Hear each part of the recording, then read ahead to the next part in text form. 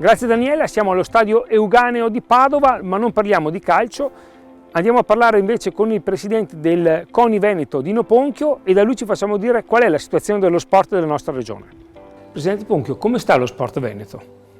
Lo sport veneto direi che sta in convalescenza, sta uscendo da una lunga e grave, pesante malattia, chiamiamola pandemia. 2 anni terribili. Il mondo dello sport sta cercando di uscire dal tunnel nuotando da solo, ma abbiamo l'assoluta necessità di avere aiuti pubblici.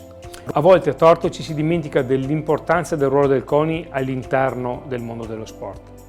Anche per legge in questo momento il punto di riferimento ha l'onere e l'onore di coordinare il movimento sportivo organizzato in Italia. Tutti, ogni e qualsiasi tesserato a enti di promozione, discipline associate, federazioni, sono patrimonio del CONI, sono parte di quello che deve essere il corpo pulsante, la vita dello sport italiano. I risultati sono importanti nello sport, è inutile nasconderci, però non sono l'unico obiettivo. Secondo te cosa bisognerebbe mettere più in evidenza dello sport e della pratica sportiva in generale?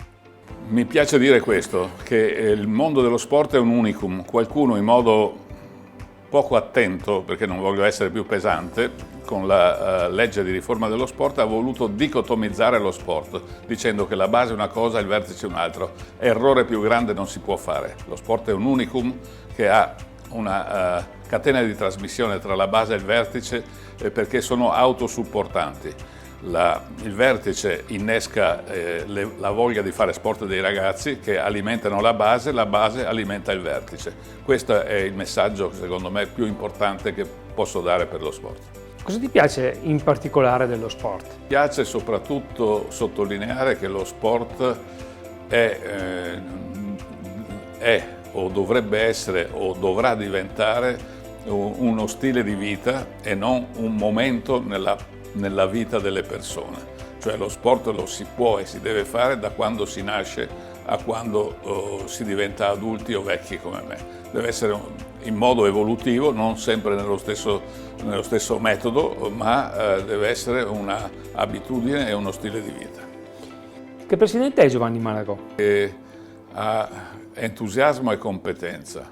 Se siamo riusciti a bypassare questi 2 anni difficili di convivenza anche conflittuale, inizialmente con Sport e Salute, questo ectoplasma, questa invenzione della riforma dello sport, l'abbiamo fatto grazie a lui, alla sua pazienza. Adesso siamo in un equilibrio costruttivo con Sport e Salute, credo che piano piano ognuno avrà le sue cose da fare, noi faremo bene le nostre, speriamo che loro facciano bene quello che devono fare. Mancano 4 anni al via delle Olimpiadi invernali Milano-Cortina 2026, un'opportunità da non perdere per la nostra regione. Sono un acme, sono come l'Everest dello sport. Noi nel Veneto abbiamo la soddisfazione di ospitarle, abbiamo il dovere di organizzarle bene, si stanno impegnando tutti, compreso a livello governativo, il CONI, la Regione Veneto, il governatore Zaia in persona si sta impegnando molto.